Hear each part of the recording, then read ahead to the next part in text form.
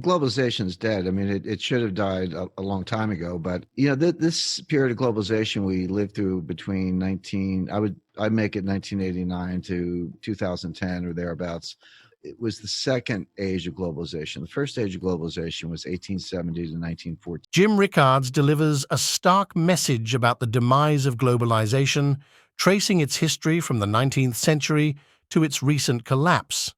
He discusses the consequences and proposes a controversial solution involving gold prices to combat deflation. Watch now for insights into the current economic landscape. And there was free trade, and bankers in London were selling bonds to investors in New York on Argentine credit, and letters of credit were moving. There was trade moving all over the world, and that it kind of resembled the late 20th century.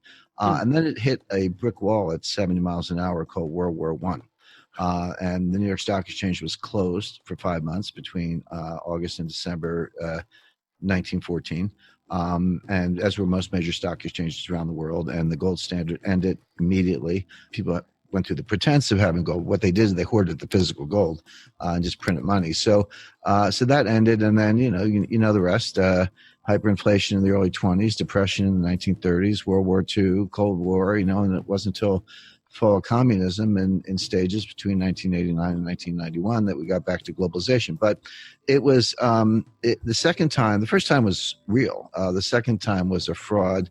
You had people like Jeffrey Sachs at Columbia and Richard Haas at the Council on Foreign Relations and a lot of others promoting this. But what it really was an enormous theft from the United States of financial capital, intellectual property, et cetera, for the benefit of China. And I'd like to say that, the only thing worse than a poor communist is a rich communist. So what we did is we created a lot of rich communists, and here we are. But no, the globalization is dead. It's been completely discredited.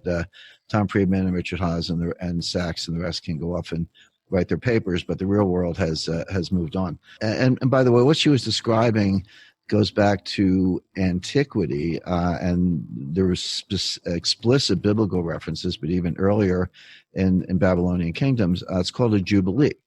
And the idea at least in the Bible, in the book of Leviticus, every 50 years, all the debts would be forgiven, because they knew that people overborrowed. They knew that people lended recklessly. They knew that the system was overburdened by debt. This is all very clear.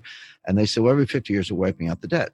And so you say, well, wait a second, isn't that a little unfair to the creditors, the lenders? But the point is, the lenders weren't dopes. So after the Jubilee, in the first year of a new expansion, I would be very comfortable making a 5-year loan, secured by land. But when you get to year 40 in a 50-year cycle, knowing what's coming, you're not going to make a 10-year loan in year 40. You'll probably make a 1-year loan, and by year 45, you're not making any loans. But here's the point, and this really gets into the physics of it. The system, with foresight, knowing the rules, voluntarily deleveraged itself in stages, so that the Jubilee was not a train wreck. It was like there wasn't that much debt around because people saw it coming. And so what you were really doing was setting the thermostat in such a way that it would be self-regulating. And right. I'm sure some. Whereas what we've done is the opposite. We've taken the brakes off the train. That's because we got rid of the Jubilee concept. Now we have something better than a Jubilee that Pippa did not mention, and it is look, everyone else can default on their debt, including their dollar-denominated debt in emerging markets, et cetera. And you have Argentinian train wrecks all over the place, and she's right about that. But it all comes back to the United States. How does the United States default? There is no reason for us to default because we can print the money. The way the U.S. defaults is inflation. And in other words, I agree. Even modest inflation, 3% inflation for 18 years cuts the value of the dollar in half. Which means the real value of the debt goes down by half. And by the way, we did this. In 1945, the U.S. debt to GDP ratio was 120%, the highest in history. And I like to say, yeah, but at least we won the war, along with our allies. So we got something for it. We were we had 50% of the world economy. But between 1945 and 1980, the debt to GDP ratio declined from 120% to 30%. When Ronald Reagan was sworn in, the debt to GDP ratio was 30%. And he was He was the first of the big spenders, and it's been going up ever since. Today, we're back to the World War II levels. But how did we do that? We did it with a couple of things. What's called financial fiscal dominance, financial dominance, which has been explained by Rick Mishkin, where basically the Fed is the handmaiden of the Treasury, and they keep rates low. And all you need is negative real rates. Basically, if inflation is just slightly higher than the nominal rate. So we had nominal rates of 2-3% through most of the 50s and early 60s, but inflation was just a little higher than that, which meant that it was like an ice cube melting in your hand. It wasn't abrupt. It wasn't like blatant theft like FDR did when he confiscated the gold in 1933, although he gave you $20 in paper monies to not violate the Fifth Amendment. But the point is, that's how you do it. Now, here's the dilemma.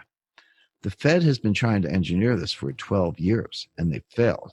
I like to say it's a sad day when a central bank wants inflation and can't get it. And everything we talked about, including all the employees that my hypothetical restaurant does not hire back, and all the, I forget which presidential candidate said, well, who cares if manufacturers get laid off? We can teach them to code.